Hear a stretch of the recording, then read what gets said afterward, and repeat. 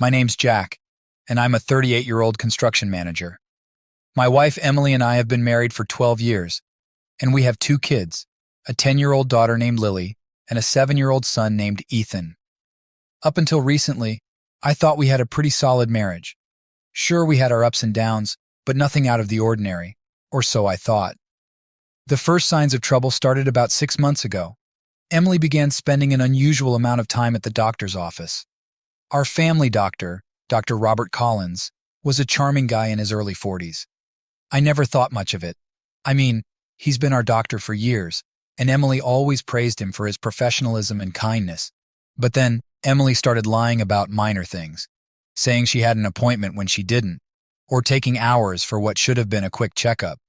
I brushed it off at first, thinking maybe she was just stressed out or needed someone to talk to.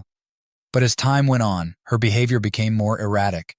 She was constantly on her phone, laughing at texts she wouldn't show me, and she started dressing up more than usual, even for mundane errands. I felt a knot in my stomach, but I didn't want to believe anything was wrong. I didn't want to think my wife was capable of cheating on me, especially not with our family doctor, but I couldn't ignore the signs forever. One evening while Emily was in the shower, her phone buzzed on the nightstand. I glanced at the screen and saw a message from Dr. Collins. "Can't wait to see you again tomorrow. Last night was amazing." My heart dropped. That's when I knew something was seriously wrong. I decided I needed to find out the truth, no matter how much it hurt. After seeing that text, I felt like I'd been punched in the gut. My mind was racing, and I couldn't think straight. I knew I had to confront Emily, but I needed more proof. I couldn't accuse her without solid evidence, especially not if she could twist it around and make me look paranoid. Over the next few days, I started paying closer attention to Emily's behavior. She was still acting secretive, but now I had a clearer picture of why. One night, after she'd fallen asleep, I decided to take a closer look at her phone. I know it sounds invasive, but I needed to know the truth. I waited until she was in a deep sleep and carefully took her phone off the nightstand. I felt a rush of guilt and anxiety as I unlocked it. The first thing I did was go to her messages with Dr. Collins. My heart pounded as I scrolled through their chat history. It was worse than I had imagined. Their messages were filled with flirtatious banter, plans to meet up, and explicit descriptions of what they'd do when they saw each other. The most recent messages were about their last encounter at a motel not far from his office. I took screenshots of everything and emailed them to myself. I felt sick to my stomach, but relieved that I finally had proof. I went through her photos next and found selfies of them together, taken at the motel. Emily looked so happy in those pictures, happier than I'd seen her in a long time. It felt like a knife twisting in my heart. The next morning, I woke up early and printed out the screenshots and photos. I knew I had to confront her, but I needed a plan. I decided to talk to my best friend Mike first. He's been my rock since college, and I knew he'd have my back. When I showed Mike the evidence, he was as shocked and angry as I was. "Jack, this is messed up. You need to confront her, but you gotta stay calm. Don't let her manipulate you," he advised. I nodded, feeling a bit more grounded. "I just can't believe she'd do this to me. To our family," I said, my voice trembling. Mike gave me a reassuring pat on the back. "You're stronger than you think, man. You'll get through this." Armed with the evidence and Mike's support, I felt ready to confront Emily. I knew it wouldn't be easy, but I couldn't live with the lies anymore. It was time to face the truth and see what the hell she had to say for herself. That evening, I decided it was time. The kids were at my parents' house for a sleepover, so we had the house to ourselves. It was the perfect opportunity. I'd rehearsed what I wanted to say in my head 1,000 times, but my heart was still pounding. Emily was in the kitchen making dinner when I walked in. I took a deep breath and steadied myself. "We need to talk," I said, my voice shaking slightly. She looked up, a bit startled. "Sure, what's up?" she asked, trying to sound casual. I pulled out the printed screenshots and photos from my pocket and placed them on the table. "What's this, Emily?" Her face turned pale as she glanced at the papers. She opened her mouth to speak, but nothing came out. After a few moments, she managed to say, "Jack, it's not what it looks like." "Not what it looks like?" I snapped. "You've been sneaking around behind my back with Dr. Collins. Explain these messages and photos. Explain the motel." She looked down, unable to meet my eyes. It's complicated, she stammered. I didn't mean for it to happen. Complicated? You didn't mean for it to happen? I could feel my anger rising. How long has this been going on, Emily? She took a deep breath, tears starting to well up in her eyes. For about 3 months, she admitted quietly. 3 months? You've been lying to me for 3 months? I was furious. What about our kids? What about our family? I know I messed up, Jack. I'm so sorry, she cried. I never wanted to hurt you. Then why did you do it? What's so special about him? I demanded. It's not like that, she said, shaking her head.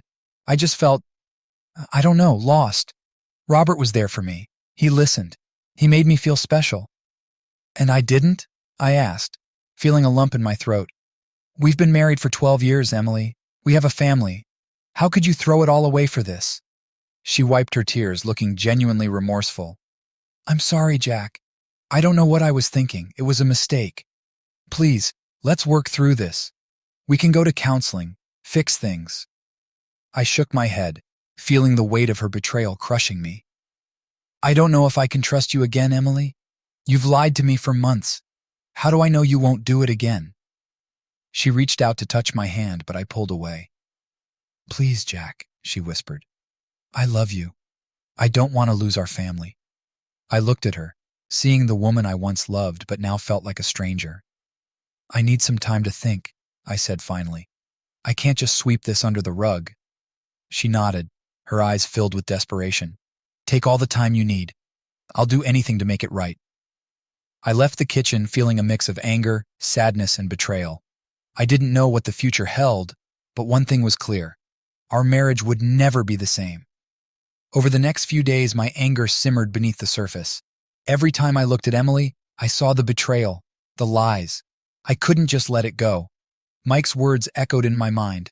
Don't let her manipulate you. I knew I needed to stay calm and collected, but the urge to make her feel the pain I was feeling was overwhelming. One night, while Emily was at work, she'd taken an extra shift at the real estate office, probably to give me space. I sat down and thought about how I could get back at her. I knew it was petty, but I couldn't help it. She needed to understand the magnitude of what she'd done. I decided to start by reaching out to Dr. Collins's wife.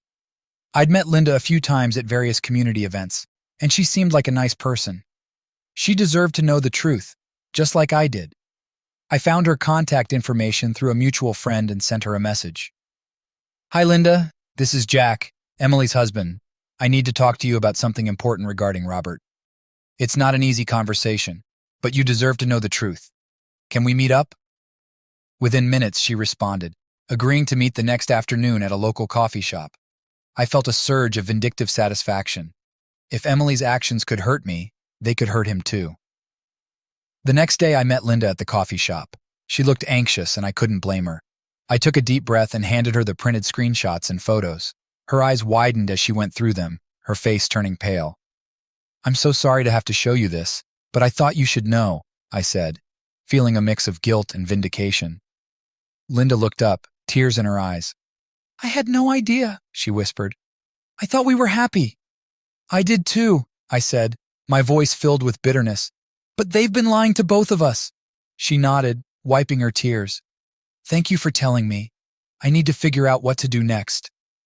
We talked for a while longer, sharing our pain and disbelief. By the time we parted ways, I felt a strange sense of camaraderie with Linda. We were both victims of their betrayal.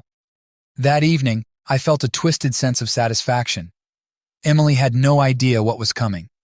I decided to keep playing it cool at home, pretending to be considering her pleas for counseling and reconciliation. But in reality, I was just biding my time, waiting for the perfect moment to reveal the truth and watch her world crumble. I knew it was wrong, but the thought of her facing the consequences of her actions gave me a sense of control I desperately needed. She'd destroyed our family, and now it was time for her to face the fallout. Just as I was starting to feel smug about my revenge plan, Karma decided to step in and show me that life has a way of evening things out. Emily was trying hard to win me back, but I was keeping her at arm's length, focused on my scheme. Little did I know the universe had its own plans. A week after my meeting with Linda, Emily came home from work looking more exhausted than usual. She had dark circles under her eyes, and she seemed on the verge of tears. I assumed it was because of the tension between us and the fact that she was still grappling with the fallout of our confrontation. That night, as we were getting ready for bed, Emily suddenly turned to me. "Jack, there's something I need to tell you," she said, her voice trembling. "What is it?" I asked, bracing myself for more lies. "Robert's wife, Linda, found out about the affair," she said, her eyes filling with tears. "She confronted him, and he's been fired from his practice. They're getting divorced." My heart skipped a beat. Linda had moved faster than I expected. "I see," I said, trying to keep my voice neutral. Emily sat down on the edge of the bed, burying her face in her hands. "It's all falling apart, Jack. I never wanted this to happen. I never thought it would go this far." I felt a surge of vindication, but it was quickly overshadowed by a deep sense of sadness. "Actions have consequences, Emily. You can't just expect everything to go back to normal after what you did." She nodded, sobbing quietly. "I know. I'm so sorry, Jack. I'll do anything to make it right." The next few days were a whirlwind. News of Dr. Collins' affair spread quickly through our small community. It turned out that Linda had not only confronted him, but had also shared the evidence with his practice's board. Robert was not only fired, but also facing potential legal repercussions for violating professional conduct. Emily, on the other hand, was facing backlash at her job. Rumors spread, and clients started pulling their listings from her. It was like a domino effect. Everything she had worked for was crumbling before her eyes. One evening, as I was sitting on the porch, reflecting on everything that had happened, Mike called. "Hey man, how are you holding up?" he asked. "I'm not sure," I admitted. "Everything's just a mess." "Yeah, I heard about Robert," he said. "Sounds like karma's giving him a real kick in the teeth." "It's giving all of us a kick in the teeth," I said bitterly. "I thought getting back at them would make me feel better, but now I just feel empty." Mike was silent for a moment. "Revenge is a tricky thing, Jack. It might feel good in the moment, but it doesn't fix what's broken. Maybe it's time to think about what you really want." His words hit home. I realized that while I'd been so focused on making Emily and Robert pay, I hadn't thought about what I truly needed to heal. That night I sat down with Emily. "We need to talk," I said, my voice steady. She looked up, her eyes filled with a mixture of hope and fear. "About what?" "About where we go from here," I said. "I can't keep living like this. We need to figure out if there's anything left to save or if we need to move on separately." Emily nodded, tears streaming down her face. "I understand, Jack. I just want us to be happy again." "I do too," I said quietly. "But we need to be honest with each other, and we need to face the consequences of our actions. Maybe this is karma's way of giving us a chance to start over, in whatever way that means."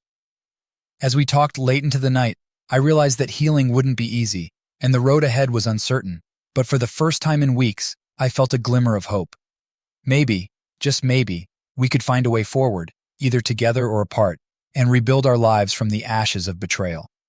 In the days that followed our talk, I found myself on an emotional roller coaster. I swung between moments of intense anger and profound sadness. The betrayal had cut me deeply, and every day was a struggle to come to terms with the new reality of my life. Emily was doing everything she could to show she was committed to making things right. She stopped seeing Robert completely, even changed doctors, and threw herself into counseling sessions. Despite her efforts, the damage was— "I see," I said, trying to keep my voice neutral. Emily sat down on the edge of the bed, burying her face in her hands. "It's all falling apart, Jack. I never wanted this to happen. I never thought it would go this far." I felt a surge of vindication, but it was quickly overshadowed by a deep sense of sadness. "Actions have consequences, Emily. You can't just expect everything to go back to normal after what you did." She nodded, sobbing quietly. "I know. I'm so sorry, Jack. I'll do anything to make it right." The next few days were a whirlwind. News of Dr. Collins' affair spread quickly through our small community. It turned out that Linda had not only confronted him, but had also shared the evidence with his practice's board. Robert was not only fired, but also facing potential legal repercussions for violating professional conduct. Emily, on the other hand, was facing backlash at her job. Rumors spread, and clients started pulling their listings from her. It was like a domino effect. Everything she had worked for was crumbling before her eyes. One evening, as I was sitting on the porch, reflecting on everything that had happened, Mike called. "Hey man, how are you holding up?" he asked. "I'm not sure," I admitted. "Everything's just a mess." "Yeah, I heard about Robert," he said. "Sounds like karma's giving him a real kick in the teeth." "It's giving all of us a kick in the teeth," I said bitterly. I thought getting back at them would make me feel better, but now I just feel empty. Mike was silent for a moment. In our first session, I poured out everything: how I discovered the affair, the confrontation, my failed attempt at revenge, and the resulting fallout. She listened attentively, occasionally nodding or offering a comforting word. "Jack, it's completely natural to feel the way you do," she said. "Betrayal is one of the most difficult emotions to navigate, especially when it comes from someone you love and trust. But it's important to focus on your own healing first and foremost." Her words resonated with me. I realized I'd been so focused on Emily's actions and the repercussions that I hadn't taken the time to address my own emotional wounds. Over the next few weeks, I continued to see Dr. Martin, working through my feelings of anger, sadness, and betrayal. One evening, after a particularly intense therapy session, I sat down with Emily again. "I've been seeing a therapist," I told her. Her eyes widened with surprise. "That's great, Jack. I think it'll really help." "It already has in some ways," I admitted. "I've realized that I need to focus on my own healing before I can even think about us. I need to figure out if I can move past this, for my sake and for the kids." Emily nodded, tears in her eyes. "I understand. I'll support you in any way I can." As the weeks turned into months, the raw intensity of my emotions began to subside. I still felt the pain of betrayal, but it was no longer all-consuming. Through therapy and self-reflection, I started to rebuild my sense of self-worth and identity, separate from the trauma of the affair. Emily continued to work on herself as well, attending individual therapy and joining a support group for spouses who had betrayed their partners. She was making a genuine effort, and I could see the changes in her. But whether or not we could rebuild our marriage was still an open question. During one of our joint therapy sessions, Dr. Martin asked, "Jack, what do you need from Emily to start rebuilding trust?" I thought for a moment before replying. "I need complete transparency. No more secrets, no more lies. And I need time. Time to process, to heal, and to see if we can truly move forward together." Emily nodded, her eyes filled with determination. "I promise, Jack. I'll do whatever it takes to prove myself to you." It was a start, a small step towards potential healing. But I knew the road ahead would be long and difficult.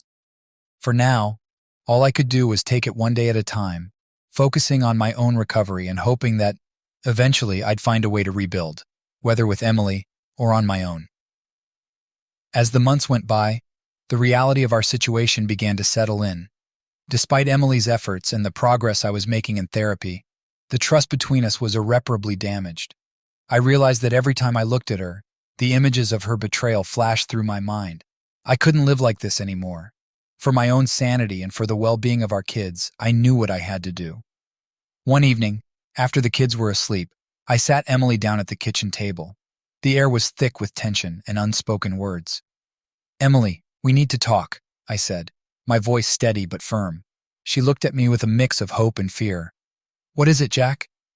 I took a deep breath, gathering my thoughts. "I've been doing a lot of thinking, and I've come to a decision. I can't do this anymore. I can't pretend that things can go back to the way they were. I want a divorce." Emily's face crumpled, tears streaming down her cheeks. "Jack, please. We can still fix this. I love you, and I'm willing to do anything to make it right." I shook my head, feeling a deep sadness but also a sense of resolve. "It's not about love, Emily. It's about trust. And once that's broken, it's nearly impossible to rebuild. I've tried, but every day is a reminder of what you did. It's not fair to either of us to keep living like this." She sobbed, her hands shaking. "But what about the kids? What about our family?" "We'll still be parents, and we'll always be a family for Lily and Ethan," I said gently. "But we can't continue as husband and wife. It's not healthy for any of us." Emily nodded, her face a mask of despair. "I understand. I don't like it, but I understand." The next few days were a blur of emotional conversations and logistical planning.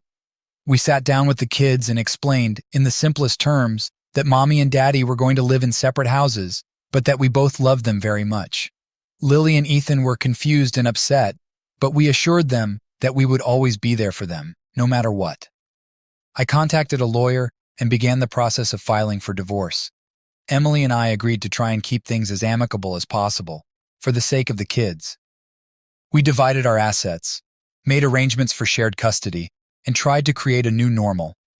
One afternoon, while packing up my things, I found our wedding album. I flipped through the pages, each photo a stark contrast to the reality we were living now. The smiles, the promises, the hope for a future together. It all felt like a cruel joke, but instead of feeling bitter, I felt a sense of closure. That chapter of my life was over, and it was time to move on. I moved into a small apartment not far from our house, so I could still be close to the kids. It was strange and lonely at first, but it was also a relief. I no longer had to walk on eggshells or pretend that everything was okay. I could start to heal in my own time and in my own way. Emily and I continued to attend co-parenting counseling, trying to navigate this new dynamic for the sake of our children. It wasn't easy, but we were determined to make it work. One evening, after dropping the kids off at Emily's house, I drove back to my apartment and sat on the couch, reflecting on everything that had happened. The pain was still there, but it was starting to dull, replaced by a cautious optimism for the future. I had survived the worst of it, and I was beginning to see a light at the end of the tunnel. Divorce wasn't the ending I had envisioned for my life, but it was a necessary step towards healing and finding peace. For the first time in a long time, I felt like I had a chance to start over, to rebuild my life on my own terms. And that was something worth fighting for. As the months turned into a year, life began to settle into a new rhythm. The kids were adjusting to the shared custody arrangement, and Emily and I managed to keep things civil for their sake. It wasn't easy, but we both knew it was necessary. One evening, after dropping Lily and Ethan off at Emily's house, I decided to take a walk. The cool evening air was refreshing, and it gave me time to reflect on everything that had happened over the past year. My journey from betrayal to divorce had been tumultuous and painful, but it had also been a period of profound personal growth. I had continued seeing Dr. Martin, and through our sessions, I learned a lot about myself. I learned how to process my emotions in a healthy way, how to set boundaries, and most importantly, how to forgive, not just Emily, but myself as well. Forgiveness didn't mean forgetting or excusing what had happened. It meant letting go of the anger and resentment that had been consuming me. Emily and I had occasional conversations about the kids and logistics, but we rarely delved into the past. We had both moved on in our own ways. She was focusing on rebuilding her life and career, while I was rediscovering who I was outside of our marriage. One weekend, while the kids were with me, we decided to go on a camping trip. It was something we used to do as a family, and I wanted to create new memories with them. We set up our tent, cooked s'mores over the campfire, and told stories under the stars. That night, as I watched Lily and Ethan sleep, I felt a deep sense of contentment. Despite everything, we were going to be okay.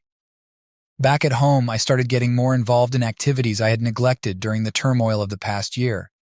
I reconnected with old friends, picked up new hobbies, and even joined a local hiking group. These activities helped me rebuild my sense of identity and gave me a renewed zest for life. One day, while hiking with my new group, I met Sarah. She was kind, intelligent, and had a sense of humor that immediately put me at ease. We started talking, and over time, our friendship blossomed into something more. I was cautious at first, but Sarah's genuine nature and understanding of my past helped me feel comfortable opening up to her. Emily and I kept our co-parenting arrangement strong. The kids were our top priority, and we made sure to attend their school events and activities together whenever possible. It wasn't always smooth, but we managed to find a balance that worked for everyone. Reflecting on everything that had happened, I realized I had learned a lot about resilience and the importance of self-care. The experience had changed me, but it had also made me stronger. I had discovered a capacity for forgiveness and personal growth that I never knew I had. If I could offer any advice to others going through similar situations, it would be this. Allow yourself to feel and process your emotions, but don't let them consume you. Seek support from friends, family, and professionals. Focus on your own healing and well-being, and don't rush the process. Trust takes time to rebuild, whether it's with the same person or with someone new. As for me, I was finally at peace. Life had thrown me a curveball, but I had managed to navigate through it and come out the other side stronger and more self-aware. My relationship with Sarah was a bright spot in my life, and I was excited to see where it would lead. Most importantly, I was there for my kids, showing them that even in the face of adversity, it's possible to find happiness and build a fulfilling life. And that's the story of how I went from a devastated husband to a man ready to embrace the future with hope and optimism.